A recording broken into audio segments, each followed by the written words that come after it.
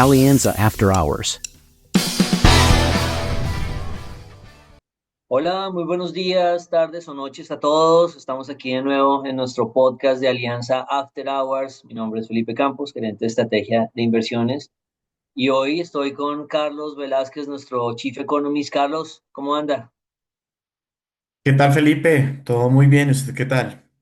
Bien, bien, bien, bien. Ya de regreso después de unos viajes ahí que estuvieron largos y ustedes han estado ahí al frente del cañón intermitentemente.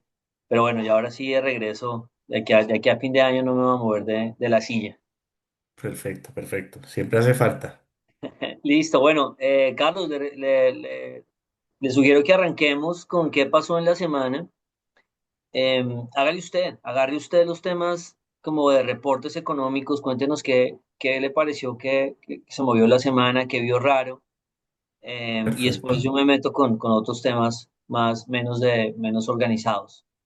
Perfecto, Felipe. Pues esta semana no tuvo una gran cantidad de datos en lo que corresponde al macro, ¿no? Ni a nivel externo ni a local. Tal vez lo más relevante lo vimos por el lado de la inflación PCE reportada el viernes, que recordemos este es el indicador de referencia para la Reserva Federal en lo relativo a la toma de decisión de tasas de interés. Y lo cierto es que, digamos que aquí digamos, se mantuvieron acotadas las presiones inflacionarias, pese a lo que se venía observando, sobre todo por el lado de los precios del productor, que siempre suscitó preocupaciones en los analistas, y también eso llevó a que se vieran impactados los mercados, ¿no? Entonces se vio un 2.6 ahí que, digamos, que mantuvo ahí la calma, ¿no?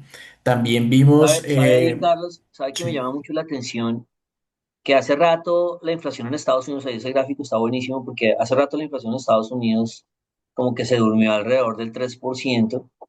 No es lo ideal, claro.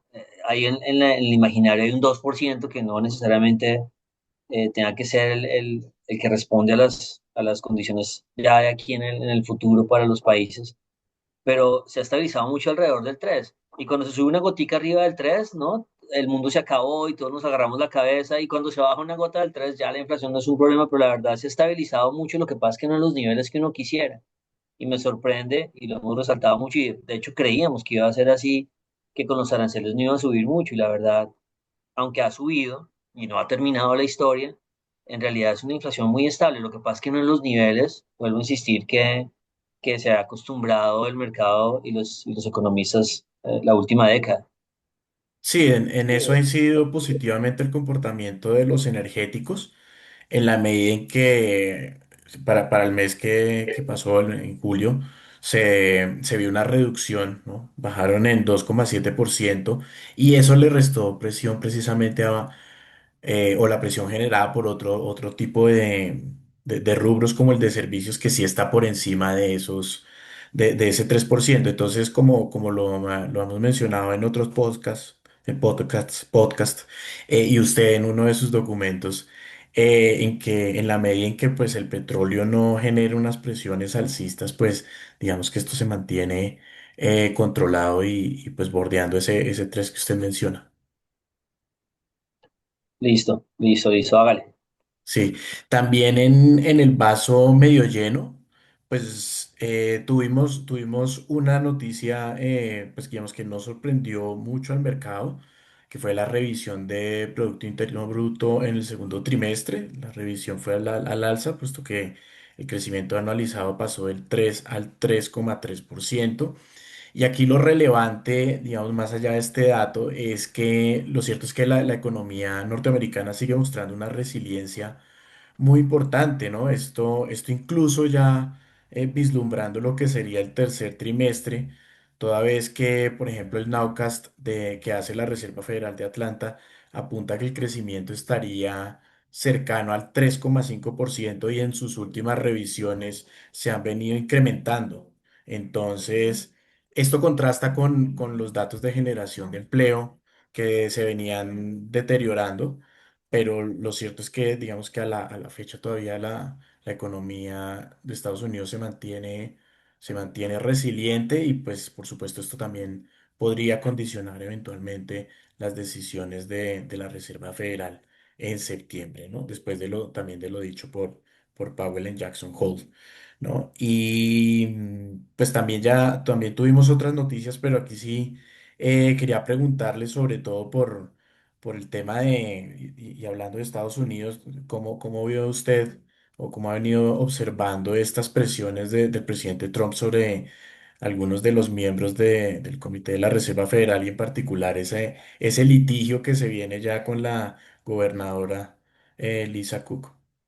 Sí, eso es un tema y ahí nos pasamos al vaso medio vacío, que puede ser como siempre, en los mercados y en la economía hay siempre algo que es medio vacío, es medio lleno para alguien más, ¿no? A alguien le encantará que la Fed se transforme de aquí en adelante y comience a bajar tasas como loco. Seguramente eso puede generar muchísima especulación y mucho dinero en el camino y también después muchos descalabros. O alguien genuinamente debe pensar que la Fed se está equivocando y debe bajar tasas. Pues aquí hay mil opiniones, pero claro, la verdad es que hay un ataque como muy de frente a la institucionalidad de la Fed por parte de Donald Trump, en donde como todos los presidentes ha tenido carambolas y en este caso ha podido ya nombrar dos gobernadores de los siete que hay. Recuerden que en la Fed hay 12 personas que votan, siete que son gobernadores, que son los de largo plazo, digamos así, los que llega cada presidente y los elige para 14 años, entonces el presidente de turno tiene gobernadores elegidos en los últimos 14 años. Y después de esos siete, hay otros cinco que ya son los presidentes de las reservas federales regionales, que sí se van rotando, se rotan cada año, pero los presidentes como tal, los presidentes regionales, cambian cada 5 años, que es muy importante para lo que se viene. Porque si Donald Trump logra sacar a Lisa Cook en este choque que se está viendo, pues un choque muy atípico, absolutamente anormal. Claro, uno dirá, pues, cómo una persona de estas características puede mentir en su declaración de hipotecas en el 2021, el rollo que se le está armando.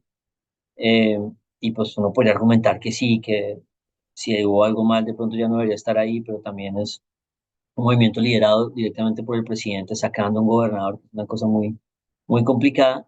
Pero si él logra hacer esto y gana en la corte, eh, entonces él va a haber elegido tres gobernadores, más el reemplazo que va a tener que elegir de Jerome Powell el próximo año.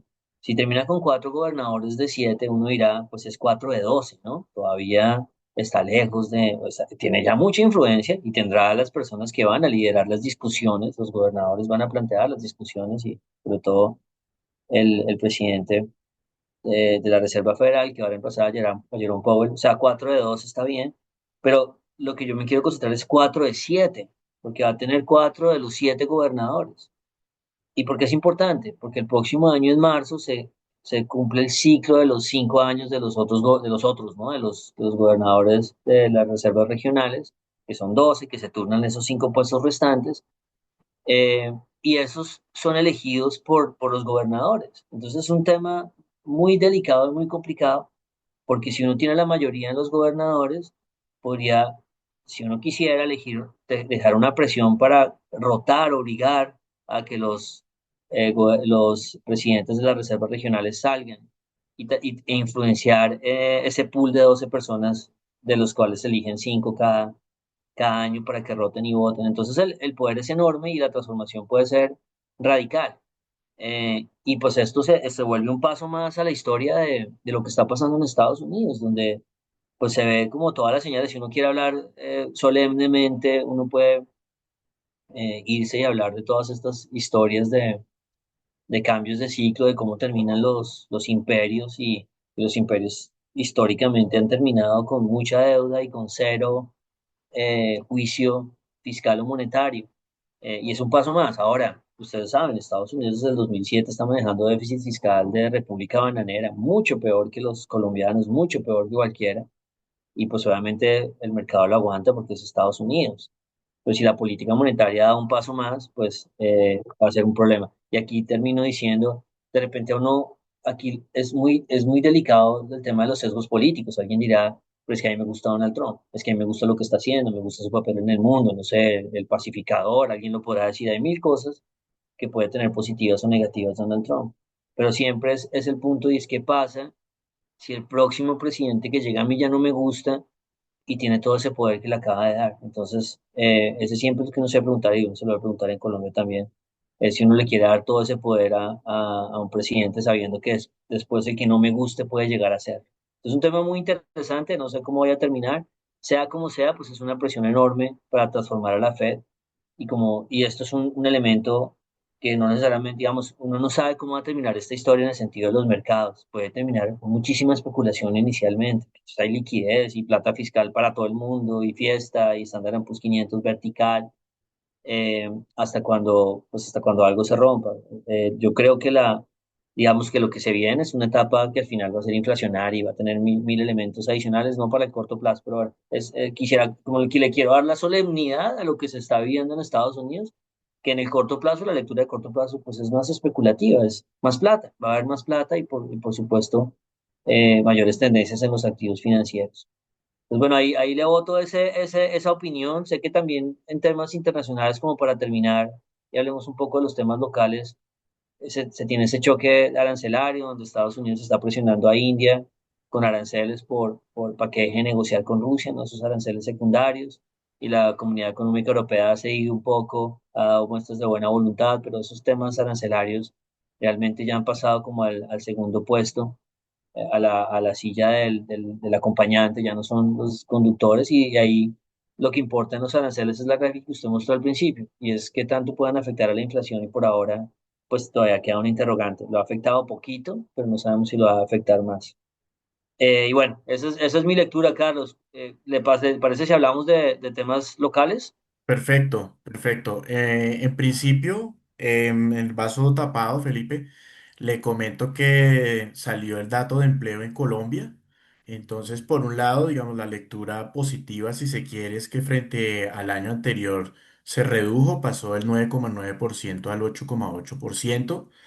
Pero lo cierto es que ya venimos observando un patrón cuando se limpia ese efecto estacional y lo cierto es que desde marzo la tasa de desempleo se encuentra oscilando sobre el 9, ¿no? Ya parece que alcanzamos ese valle, ya hemos dejado de ver reducciones y también vemos unas fuerzas encontradas, si se quiere, en la medida en que si bien en lo corrido del año el crecimiento del empleo por cuenta propia ha aumentado de manera considerable, 5,7%, ya el empleo, digamos, de personas particulares y demás, sí viene cayendo. Entonces se vienen contraponiendo estos dos elementos y nos encontramos ya como en un plató.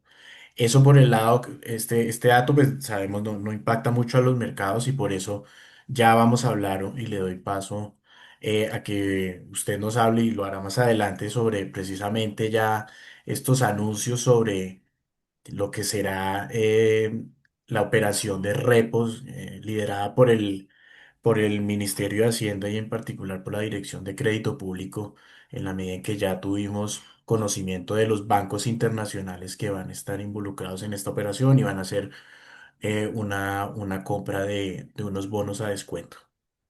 De acuerdo, sí. El tema de las tasas de empleo ya se estabilizó y volvió a lo que usted dijo, ese platón ese plató que vivimos durante muchos años antes de 2019, 2018, ¿no? Y que digamos que siempre queda la duda de por qué la tasa de desempleo como de equilibrio es tan alta. Pero bueno, ya se está estabilizando, está ya al 9%, no hay mucho más. Hay otra noticia de vaso tapado antes de que ya nos mandemos a hacer los análisis, y ahí vamos a hablar, como usted dice, de la jugada del gobierno. También tuvimos noticias o tal vez rumores, ¿no? Son una noticia que no ha sido confirmada, creo que la sacó Valor Analytic, sobre la posible, que se sentaron a negociar entre Canacol y Ecopetrol, junto a Ecopetrol interesado en una compra de Canacol. De hecho, se ha hablado ya hace un tiempo de eso, hace un año también hubo noticias acerca de eso, pero fueron negadas. eh, Ecopetrol podría estar interesado en darle más estabilidad a sus reservas de gas, tiene campos cerca a Canacol, así que puede ser interesante para resultar con sinergias que sean bastante más rentables de lo que podría ser para otra compañía si adquiere a Canacol. El caso es que a mí me extraña pues que se dé un anuncio de este estilo en que la acción de Canacol sube 60% en 2 días y no haya una respuesta. No, no sé, la Super no le diga a Canacol y a Ecopetrol, aclaren esto, por favor, que no podemos estar negociando con la noticia de un medio de comunicación sin ninguna confirmación. Eso me parece rarísimo, que no se aterrice eso.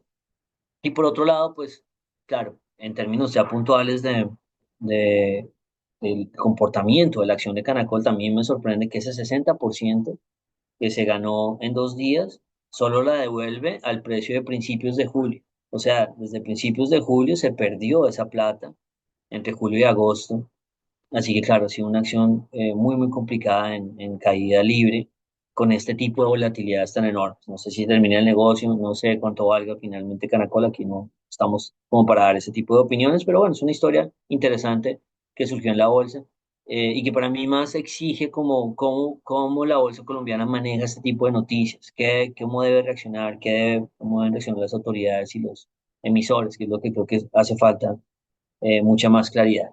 Y bueno, ahí dejamos este slide, Carlos, y le cuento un poquito cómo le fue a los mercados en la semana, que en realidad, digamos, fue una semana, como usted decía, no hay muchas noticias, la verdad, no hubo muchas noticias, no pasó nada. Sí, la semana pasada terminó como esa una serie de televisión, esas que termina y que usted queda loco y le toca esperar un año para la siguiente temporada.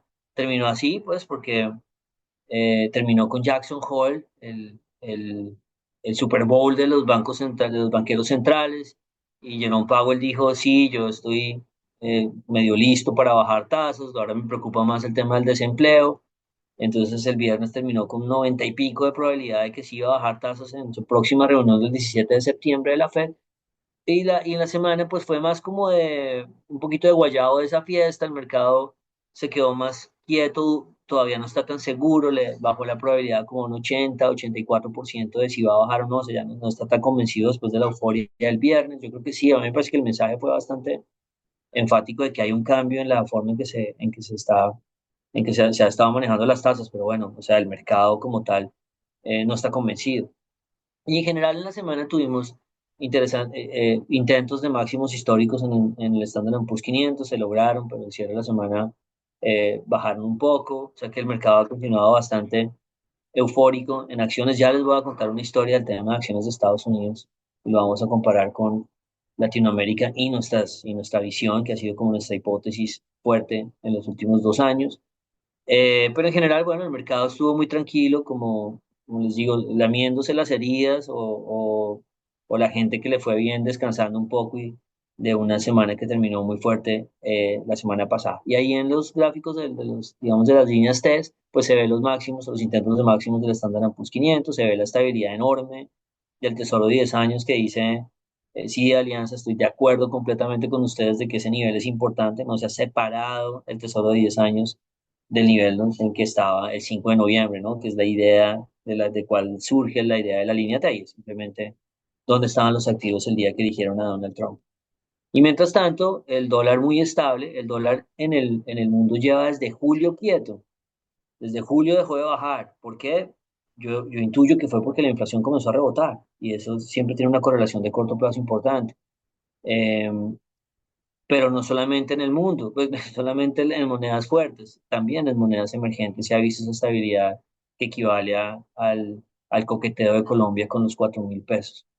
Petróleo sostenido, estable, y bueno, esa es la historia que pasó a nivel internacional, a nivel desarrollado, a nivel de mercados gringos y a nivel latinoamericano. Lo que podemos ver es, pues, más bien estabilidad digamos, en lo que pasó en la región. Pues tuvimos las bolsas que siguen fuertes, la bolsa colombiana no dio plata, porque ya ha dado mucha plata este año, se estabilizó en dólares, pues se ha valorizado mucho desde que eligieron a Donald Trump, casi cerca de 40%, pero en general las bolsas muy sólidas, muy fuertes, que eso es lo que quiero contarles una historia ahorita de eso. Y las monedas, fíjense, muy quietas. Fíjense que el peso colombiano no ha logrado revaluaciones desde julio. Fíjense que el real brasilero no ha logrado revaluaciones desde julio. Fíjense que el peso mexicano tampoco. Entonces, esta estabilidad, para el que se pregunte, obviamente el 4.000 tiene todo toda la carga del mundo, la importancia del peso colombiano en el 4.000. De hecho, cuando nosotros hicimos la recomendación a final de año que estaba en 4.000, casi 500, dijimos, esto va para 4.000, decíamos, pues toda esta carreta del poder magnético de los 4.000, pero decíamos, los fundamentales a fin de año van a ser cada vez más fuertes a que se aplanche ahí en esos niveles. Entonces, es interesante que rebote en el 4.000, pero hay que entender que lo hizo de la mano de toda la región se estabilizó ahí en esos niveles, y pues nosotros hemos contado mil historias de dólar, pero esta semana no es la esquina del dólar, así que ahí solo los dejo con pues que las fechas claves para que el dólar, no solamente en Colombia, sino en México, en Brasil, en el DXY, pudiera romper los pisos de este año, que no es fácil, no es, digamos, nosotros tenemos mucha convicción a los 4.500 de vendan, a 5.000 tuvimos la convicción de vendan dólar, no le quedan a esto, ya 4.000 uno comienza, pues ya están tan cerca las metas del año y de largo plazo que hay que pisar pasito. El mensaje que yo daría es para romper los 4.000, si es el caso, primero, lo tienen que hacer juntos. México, Brasil, Colombia, DXY. Segundo, hay que esperar digamos, la tripleta de eventos claves, sobre todo para la región, pero para el mundo, que es el 17 de septiembre, que es la reunión de la Fed. Después, el 26 de octubre, que es la consulta de izquierda, que aquí ya nos contamos nuestra historia, y además son elecciones parlamentarias en Argentina. Y después la ronda de elecciones chilenas, que es un evento, pero pueden ser dos fechas. Esos son los tres eventos que determinarán si el dólar puede ubicarse bajo el 4.000 este año o no. Eh, y ahora sí voy a brincar a contarles la primera historia. Este podcast va a tener dos historias particulares, una de acciones y la otra, pues, como decía Carlos, vamos a contarles un poquito de la jugada de Cuellar, cómo va la jugada de crédito público en la compra de bonos que tuvo hoy, esta semana, un paso enorme. Y aquí arrancamos con un meme, como siempre, en donde, pues esta semana, una semana en donde se celebran los máximos históricos de acciones en Estados Unidos, pues uno debería estar enfocado en Estados Unidos, pero nosotros no podemos estar enfocados en Estados Unidos, no por el sesgo local normal, pues que uno es un poco más experto en lo local que en lo de afuera, sino porque nos gusta lo local y no es un tema eh, de alianza, de, ¿no? Como vendemos acciones, ¿no? ¿Cómo no vamos a apoyar las acciones? No, claro que no, Alianza solo desde el 2022 ha comenzado a hablar de que es hora de mirar a Latinoamérica y decíamos, lo que pasa es que falta el choque político y ahí hay que comprar todo esto. Entonces nosotros estamos obsesionados con Latinoamérica y pues les quiero contar esta historia de cómo se ha dado los máximos este año en acciones en Estados Unidos, que mostramos ya de una vez el siguiente slide, pues que ha sido bastante moderado frente a lo que ha hecho Latinoamérica. Entonces aquí están las bolsas de cada uno de los países, pasada a dólares, o sea, ese retorno es en dólares, el del Colcap en dólares, eh, el de las bolsas, no sé, el del IPSA en Chile o el Bovespa o la Bolsa de México, todas pasadas a dólar para poder hacer el comparativo correctamente. Y pues claro, es difícil que uno esté viendo a esta chica de Estados Unidos o este hombre de Estados Unidos rentando muy bien este año, pero tiene a este otro lado una persona mucho más atractiva rentando muchísimo más. Ahora, hay que contextualizar, esto podría ser un gol de la honrilla, ¿no? Después de la goleada que ha metido Estados Unidos los últimos 12 años, nosotros sacamos pecho el único año que le ganamos. Y eso tiene sentido. Eh, este mundo ha sido absolutamente Estados Unidos centrista, que es la palabra que nosotros usamos, en la que la receta fácil los últimos 12 años es compre dólar y vaya a ser el estándar en plus 500 y no se ponga a oír podcast, que eso no sirve de nada. Y eso lo mostramos en el siguiente gráfico. Cuando uno ve digamos, lo que ha pasado desde el 2010, desde que se tocaron las acciones piso en la crisis subprime, las acciones de Estados Unidos se han multiplicado por 8, que es la línea azul ahí del Standard Poor's 500. Y las acciones latinoamericanas se han multiplicado por 0,30. O sea, ni siquiera el retorno desde ese mínimo, o sea, usted está en el peor momento del 2009, la crisis más brava y todas las bolsas se cayeron y usted compró acciones ahí porque usted es un duro y le pegó al piso de la crisis en marzo del 2009. Esa inversión, si la compró en acciones latinoamericanas, le ha rentado 0,30%. O sea, perdón, le ha rentado 30%. 30% que en 16 años. O sea, se divida 30% en 16 años, más o menos, y use la tasa compuesta y eso le va a dar nada absolutamente nada. Esa ha sido una súper mala inversión Latinoamérica. Pero no ha sido solo Latinoamérica. Si usted agarró ese piso en acciones emergentes, porque usted le crea a Baba y le crea a esas empresas de Corea del Sur que son súper buenas en, en tecnología, y dijo, no, yo sí la hice bien. Ese retorno en ese periodo que les digo de 16 años ha sido de 150%. Eso lo ha multiplicado por 1.5. Eso estoy hablando de durante 16 años. Absolutamente nada. Y si usted cogió el piso, pero lo cogió en Europa, porque usted es más de mercados desarrollados y tuvo toda la suerte de coger el piso en Europa, 16 años solo lo ha rentado por dos. Entonces, obviamente, esos números palidecen al frente de Estados Unidos. Y les digo, cuando uno celebra el comportamiento de Latinoamérica este año y se lo canta en la cara a Estados Unidos, pues no tiene nada que hacer. Estados Unidos nos ha dado sopa y seco desde el 2009 con ese por 8. Pero el mundo no siempre ha sido así. Ustedes ven el ciclo pasado de los 2000 y en los 2000 Latinoamérica se multiplicó por 9. Si usted agarró ese mínimo del 2002, donde hubo una recesión en Estados Unidos, digamos, hubo recesión en Estados Unidos en el 2000, pero el desinfle de la burbuja tecnológica llegó hasta el 2002, y ahí se hicieron los mínimos de toda la región. Latinoamérica se multiplicó por 9 en esa época, los emergentes por 4, Europa por 1. O sea, Europa como que no le ha pegado todavía el primer ciclo positivo a Europa, de pronto este que viene sí sea, y Estados Unidos solo hizo un por 1. Entonces nosotros entre el 2002 y el 2008, 2009 le dimos sopa y seco a Estados Unidos. Y ese es el mundo que hemos tratado de explicar en Alianza. Desde el 2013 nosotros dijimos, ojo que viene el Estados Unidos centrismo, el dólar se va a multiplicar. Pues fue la única firma que con dólar abajo de 2000 dijo eso va para 3000, y después seguíamos insistiendo que iba para arriba. Entonces la gente decía es que los de Alianza solo dicen que el dólar va para arriba, no tienen otra opinión. Y bueno, en el 2022 nosotros dijimos es que cómo vamos a ir que va para abajo si sigue siendo para arriba. En el 2022 cambiamos nuestra opinión y ahora nosotros creemos que el dólar es para abajo y que es hora de que comience el rally de esa línea roja. eh, y no quiere decir que Estados Unidos sea para abajo. No tenemos una opinión acerca de Estados Unidos porque hemos visto históricamente que siempre que, digamos, que primero para que nosotros subamos, Estados Unidos tiene que ser para arriba. Nosotros nunca hemos subido con Estados Unidos para abajo, no como si es al contrario. En este ciclo reciente Estados Unidos es para arriba y nosotros para abajo. Pero para que nosotros seamos para arriba, Estados Unidos debe ser para arriba. Sino que nosotros vamos más rápido, como en ese ciclo del 2000. Así que no es una opinión de Estados Unidos. Estados Unidos puede seguir subiendo, pero nuestra opinión es que nosotros vamos a subir más rápido que Estados Unidos cuando llegue ese momento. Y un gráfico adicional aquí, al mismo gráfico le agrego, porque uno dirá, vea, pero es que esta historia me la han contado 1000 veces. A mí, usted, ese analista local, que tiene sesgo local porque hace plata localmente, pues me ha dicho que las acciones de Latinoamérica ya están listas para dar plata desde hace 8 años y no ha pasado. Entonces, ¿por qué ahora sí y por qué antes no?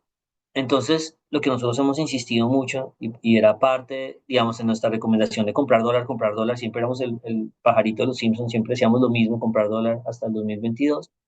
eh, era porque nosotros decíamos, no solamente hace falta que las acciones estén baratas y que uno crea que ya Latinoamérica va a dar dinero o el resto del mundo va a dar dinero, hace falta que el dólar cambie de tendencia. Entonces, si quieren, mostramos el siguiente slide y ahí le metemos, sencillamente le juntamos el dólar. Ahí está el dólar, el de XY está invertido, ¿no? Para que ustedes se den cuenta la importancia tan tremenda que tiene el dólar en los rezagos del resto del mundo frente a Estados Unidos, lo cual es apenas intuitivo, pero de nuevo, lo intuitivo siempre es intuitivo cuando el mundo le muestra, cuando el mundo digamos, cuando uno digamos, se da cuenta que el mundo cambió, pero mientras tanto, no, mientras tanto mucha gente ha recomendado comprar Colombia como locos desde los últimos 5 o 6 años, y lo que decíamos nosotros en Alianza es no, hasta que usted no esté seguro que el dólar va a cambiar de tendencia. Cuando el DXY cambie de tendencia y comience a ser para abajo, entonces se comienza a liberar el valor agresivamente y comienzan a haber esos por 5, por 6, por 8 en Latinoamérica. Entonces ustedes ven en la parte del ciclo del 2000, ustedes ven que la línea verde va para arriba, como está invertida, si el dólar iba para abajo durísimo, y de la mano de eso se libera todo el valor en Latinoamérica. Entonces uno puede ser el súper experto en acciones latinoamericanas, que siempre lo necesitamos y los tenemos en la alianza, tenemos gente muy dura en acciones, pero la recomendación de compra siempre debe venir, digamos, una cíclica debe venir con una visión del dólar a nivel global, de un cambio cíclico, y por eso nosotros estudiamos tanto el DXY, y por eso yo siempre digo que yo solo hablo del DXY. Pero el DXY, si uno está seguro que el DXY va a comenzar a debilitarse, en este gráfico va a echar para arriba, se libera todo el valor en Latinoamérica. Entonces, bueno, esta era la historia que traía, porque como todos están celebrando el cumpleaños, no el cumpleaños, sino el mérito del Standard Poor's haciendo nuevos máximos, yo quería como aguar la fiesta un poquito y decir, ahí es donde yo no están cobrando los penaltis, yo creo que se van a cobrar en otro lado.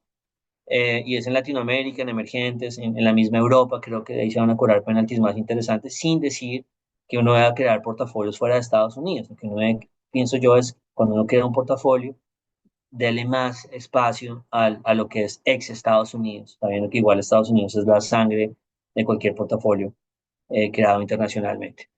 Esa era mi historia, Carlos, ¿cómo la ve?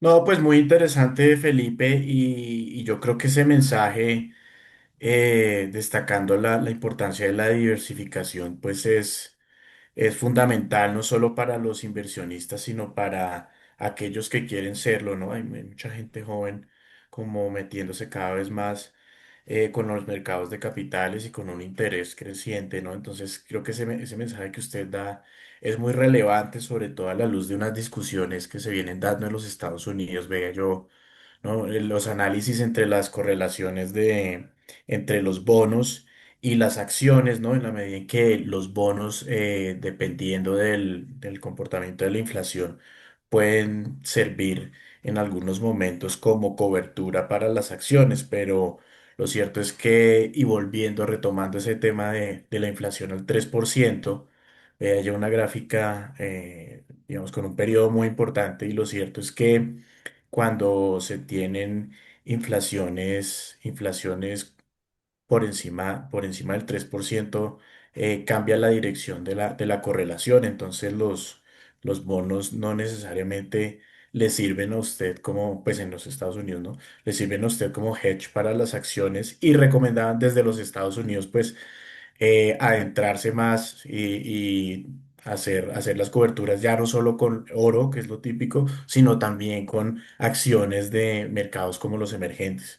Entonces, digamos, esto no es solo algo que ha venido mencionando usted y desde Alianza, sino también que ya vienen viendo los inversionistas, más cuando se vienen todas estas discusiones y este eventual cambio en materia política. Sí, súper buen punto el tema de que los bonos pueden tener otro papel. Siempre van a tener un papel en los portafolios, pero puede que no tengan ese papel tan claro que llevan 40 años haciendo plata en bonos, ¿no? También es que han tenido solo una misma dirección. En algún punto puede que entremos a un periodo, no es eterno, pero sí un periodo eh, en que sea más una inversión de corto plazo. Yo agrego los bonos, pero sé que en algún momento viene una oleada de inflación y no puedo estar tan expuesto, a estar un poco más balanceado.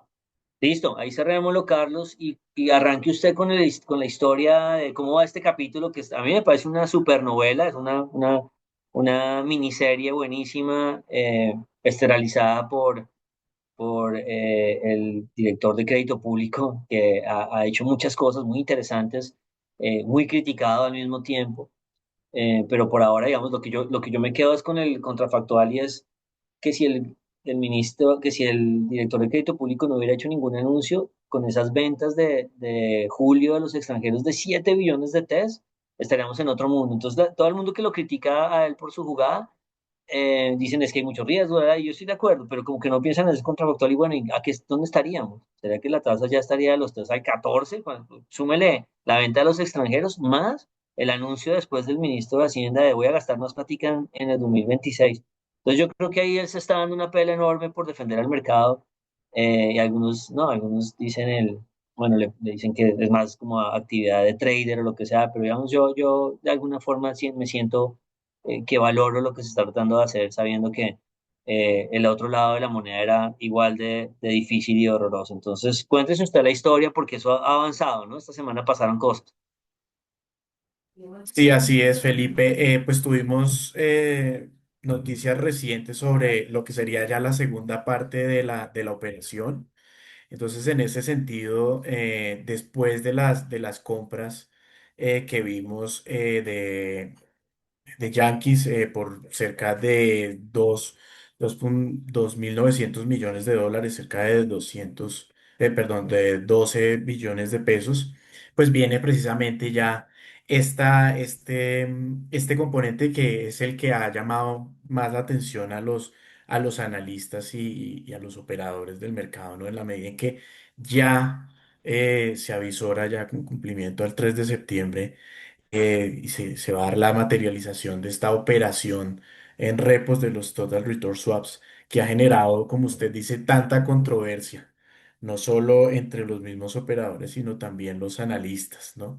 Entonces tuvimos allí ya más detalles al respecto, en la medida en que pues estos bancos internacionales que se ven allí, el BBVA, Banco Santander, Paribas, Citi, Goldman Sachs y JP Morgan van a hacer una recompra de bonos precisamente en el marco de esta operación. Bonos que presentan una característica muy importante y es que están o que presentan un descuento muy importante, ¿sí? Esto frente a su precio nominales. Entre más alejado esté el 100, ¿sí? Presentan un mayor descuento. Hablo, por supuesto, a la baja, ¿no? Entonces, que haya unos títulos con unos descuentos tan importantes, sobre todo los de 2061 a 56, con un precio de 56, pues es muy significativo y, por supuesto, esto, digamos, va a contribuir a que se den unos nuevos movimientos en esas curvas, ¿no? Entonces, aquí pues le doy la palabra a Felipe para que nos complemente y que nos siga, digamos, mencionando qué ve y qué espera a partir de la materialización de tan ansiada estrategia. Listo, aquí yo me pongo el gorro de estratega de mercados, no me voy a poner el gorro de macroeconomista y como avisar todos los riesgos que hay y todo ese tema del déficit, que obviamente también hay una parte pues que la Dirección de Crédito Público no maneja, ¿no? Ellos se encargan de financiar, de buscar las financiaciones de un plan que le pone el ministro de Hacienda. Entonces hay mil cosas que, pues, que ellos simplemente están tratando de cumplir y obviamente están haciendo un trabajo extra que es el riesgo que se está corriendo. Entonces, bueno, arranquemos con qué ha pasado con las curvas de los bonos en dólares y digamos, cuál ha sido el efecto de estas, digamos, de estas dos jugadas, ¿no? Porque esta es la segunda vez que entra al bate el director de crédito público. El primero fue y compró bonos en dólares colombianos. eh, con caja del gobierno y compró unos bonos y ya generó un efecto, o sea, ustedes ven ahí, los punticos son los bonos del gobierno colombiano en dólares, cada puntico azul es como estaba antes de que se hiciera toda esta estrategia por allá a mediados de junio, y a medida que el puntico pues va yendo hacia la derecha, es que vence más tarde y paga una tasa mayor, en este caso paga una tasa mayor, no siempre tiene que ser así, pero es lo más habitual. Y los punticos verdes y rojos es como está ahora. Ese ha sido el efecto. Entonces, ¿qué es lo que has logrado? Un efecto, una palanca. No sé si ahí tienen mi dibujito eh, de lo que yo siento como que podríamos visualmente mostrar el trabajo de crédito público sobre los bonos. No sé si la guardaron. Es algo así. Póngale, entonces son los analistas de crédito público y ahí está Cuellar haciendo fuerza. Cuellar no sé, es más joven que yo, pero bueno, ahí quedó con gafas y con canas, pero es lo que están tratando de hacer, lo que están haciendo. Nunca el director de crédito público va a decir, es que yo quiero, o sea, sí quiero que los test bajen, pero yo no voy a hacer que los test bajen, porque eso es muy difícil. Pero obviamente el efecto secundario con todas esas compras ha sido presionar la curva de los test a la baja, y ese ha sido el choque que han tenido. Entonces, al final, el movimiento, ahora sí volviendo a la parte más seria, ha sido bajar todos los bonos eh, colombianos, en este caso en dólares, y los que están en verde son los que no está comprando puntualmente, y los que están en rojo son los que han hecho parte de esa oferta de compra. Que primero, la primera ronda fue el gobierno, dijo yo voy y los compro. La segunda ronda es unos bancos que anunciaron esta semana que porque están con, digamos, con un mandato de alguna forma del gobierno colombiano, van a hacer la compra ellos directamente. eh, que es por eso se llama Total Return Swap. Los bancos lo compran, todos los beneficios económicos de los bonos y los costos y los riesgos van al gobierno, y el gobierno le paga pues un costo de crédito por haberle hecho esa jugada. Y ahí nos quedan varias dudas, no sabemos si esos bonos al final van a estar, los bancos se los van a entregar y la jugada es por cortico plazo para que el gobierno pueda extinguir alguno de estos bonos. Parece que la idea es que emitió alguna nueva deuda para hacer esta jugada, entonces debe extinguir. Bueno, ahí no sabemos bien cuál va a ser la jugada completa, pero el caso es que lo que quisiera resaltar es el efecto que ha tenido en las tasas de financiación, que como les digo, para mí el contrafactual es, pues sí, obviamente es una opinión nada más, y es, estas tasas estarán al 9. Entonces ya está teniendo un efecto importante en los mercados que ayuda a los números colombianos. Para quien dicen es que le va a entregar al siguiente gobierno números malísimos, pues no sé, por ahora está emitiendo deuda a una tasa mucho más baja, gracias a esa intervención los últimos meses. Y en la línea, en los rojitos, como les decía, son los bonos que están comprando puntualmente. Otra forma de ver este gráfico es poner, eh, digamos que, ¿por qué los rojos y no los verdes? Pues, porque hay unos rojos y otros verdes. Y es que el criterio, como lo decía Carlos, es comprar los que están más castigados frente a su precio de salida. No quiere decir que estén más baratos, los bonos todos, pues ustedes ven, corresponden a unas tasas correctas, a unas tasas dentro de una curva, pero están más castigados porque en algún momento que salieron, de pronto salieron en un momento muy bollante en Colombia y poco a poco se han ido perdiendo frente a ese 100 que va a terminar pagando el bono cuando llegue a su vencimiento. Pero en una jugada nominal que está haciendo el crédito público, quiere comprar esos bonos más castigados para que la deuda como tal, cuando se suma la deuda y se compara contra el PIB, para que ese indicador quede relativamente más bajo. Entonces es una jugada que solamente cambiarle el nombre a la deuda, pero en términos de algunos indicadores pueden verse más estables. Y eso es a una de las cosas que adicionalmente le está apuntando.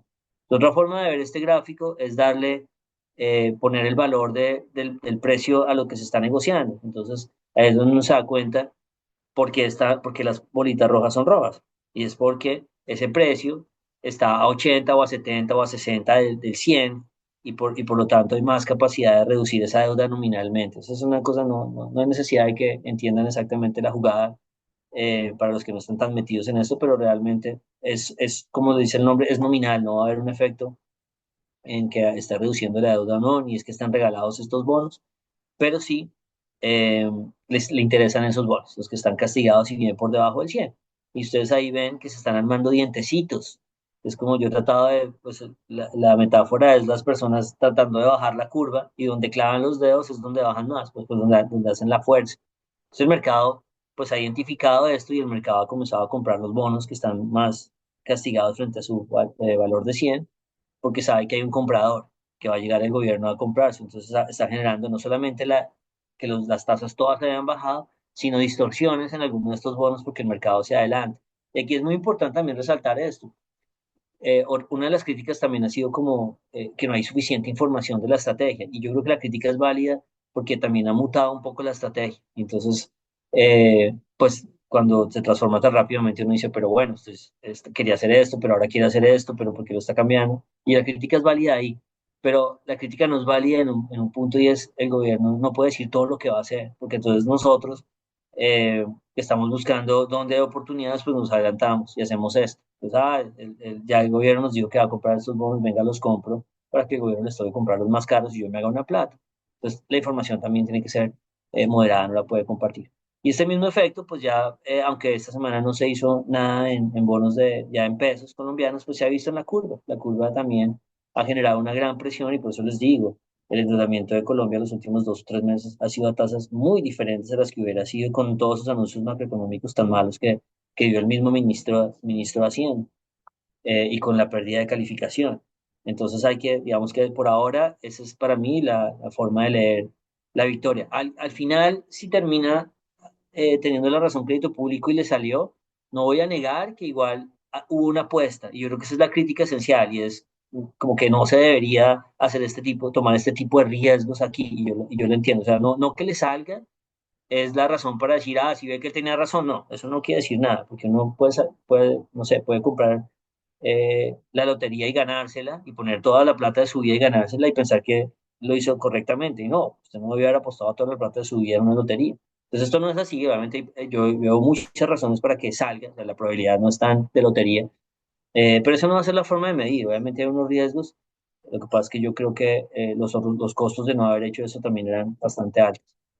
Y aquí también pues uno puede ver los bonos, donde en el tamaño de las bolitas, uno puede ver en el siguiente gráfico, en dónde es que está haciendo la fuerza, ya en deuda interna. Y ustedes se dan cuenta, pues el mercado se ha ido adelantando y ha dicho, yo compro las bolitas chiquitas y por eso están pagando tasas menores, porque el mercado se adelanta. Entonces, una razón más para que el crédito público no pueda compartir la información suficiente, pero no toda, porque nosotros entonces vamos a tratar de adelantarnos y hacerle más cara la estrategia al director de crédito público. Listo, creo que ahí terminamos nuestra historia y creo que ya además llegamos a la parte final del podcast. No sé, Carlos, si nos vamos de una vez ya con el calendario. Así es, Felipe. Pues la próxima semana sí va a venir cargada con muchos más datos que la que termina.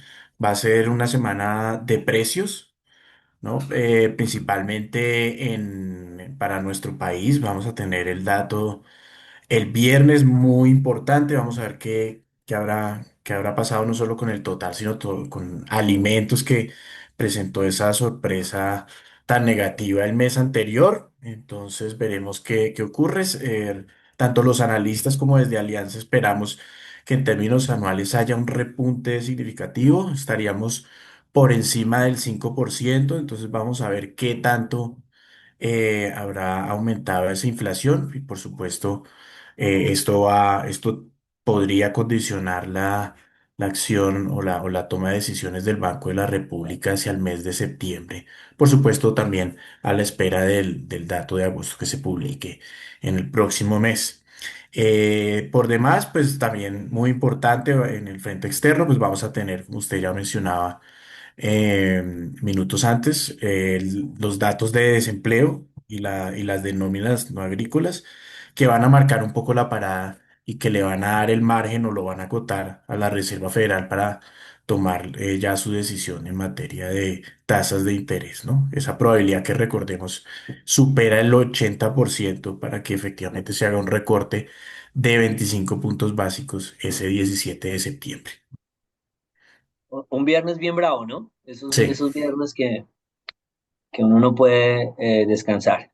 Listo, así listo. es. Y de ocio, ¿qué cuentos tienen? Creo que nos va a acompañar Fabián Mojica y usted, ¿no? Para que nos cuenten historias de ocio. Sí, entonces, antes de darle el paso a Fabián, pues quiero comentarle que el jueves vamos a estar ya en la recta final, o vamos a ver la recta final de las eliminatorias sudamericanas. Colombia se juega la clasificación, tiene un muy buen chance. De 6 puntos tiene que hacer uno para clasificar contra los rivales más débiles, tal vez de la eliminatoria. Entonces, pues no hay excusa para que pueda darse esa clasificación que es tan importante no solo para el país, pero como el ánimo también de la gente, sino también en términos, le diría que hasta económicos y generación Si perdemos, de ¿hay valores. chance más? Sí, ¿Todavía hay? Ok. de hecho sí hay una serie de combinaciones en las que aún perdiendo esos dos partidos, increíblemente, Colombia puede clasificar o al menos ir al repechaje. Entonces, no hay excusa de ninguna manera. Vamos a ver qué pasa. Eso va a ser el jueves. Listo. Y Fabián, cuéntenos entonces ahí qué vio para recomendar. Listo, pues buenos días Carlos y Felipe. La primera de las recomendaciones en cuanto a entretenimiento de la próxima semana, pues vamos a tener la cuarta entrega del Conjuro, que sigue esta saga de películas que ya vienen saliendo desde el 2013. La segunda salió en 2016 y la tercera en 2021. Y pues en esta cuarta entrega vamos a ver que pues la pareja de investigadores paranormales, Ed y Lorraine Warren, pues nuevamente se van a ver envueltos en otro caso paranormal que los va a obligar como a resolver todo, pero esta vez por una última ocasión. Ok. La segunda de... Eso dicen, que es la última ocasión. Yo con esas películas de terror tengo un rollo y es que sigo pensando 6 meses después de esas películas. Yo puedo ver películas de sangre, pero con espíritus ya, ahí yo como que voy trazando la línea. Me las veo, pero después no duermo bien un buen tiempo. Bueno, hágale la otra. Listo, se me olvidó mencionar que se estrenaba este jueves 3 de septiembre, jueves 4 de septiembre. Bueno, la segunda de las recomendaciones es Caught Stealing, es una película protagonizada por Austin Butler, dirigida por Darren Aronofsky. Quizás a algunos ya les suene el nombre de este director, que pues dirigió en el 2006 La Fuente de la Vida, también Requiem por un Sueño y más recientemente Madre del 2017. Y pues para contarles un poco la sinopsis de la película, pues sobre un exjugador de béisbol que pues agotado de su estilo de vida, pues se ve envuelto en una lucha por sobrevivir este mundo criminal de Nueva York de los años 90. Esa me suena súper. Bueno, listo, listo, súper. Muchas gracias, Fabián. Carlos, muchas gracias. Hasta aquí llegamos, ¿no? Aquí nos despedimos de todos ustedes, como siempre. Acompáñenos, échenos unos comentarios ahí y recomiéndenos, que esto lo hacemos con mucho cariño para todos y pues obviamente nos encanta que nos acompañen. Entonces, bueno, les deseamos un feliz día, feliz tarde o feliz noche y nos vemos en la próxima. Estén bien. Adiós Hasta a pronto. todos. Alianza After Hours.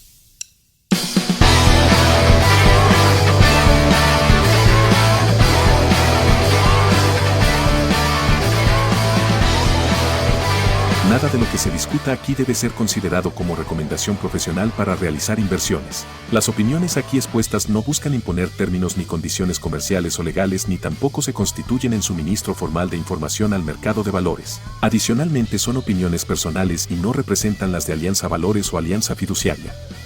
Se recomienda consultar con un asesor comercial que entienda sus necesidades de liquidez, horizonte de inversión y perfil de riesgo antes de invertir en mercados financieros. Escuchar el podcast de Alianza puede tener efectos secundarios como ser muy sesgado en dólar, ver figuras técnicas en la naturaleza y hablar de inflación en reuniones familiares.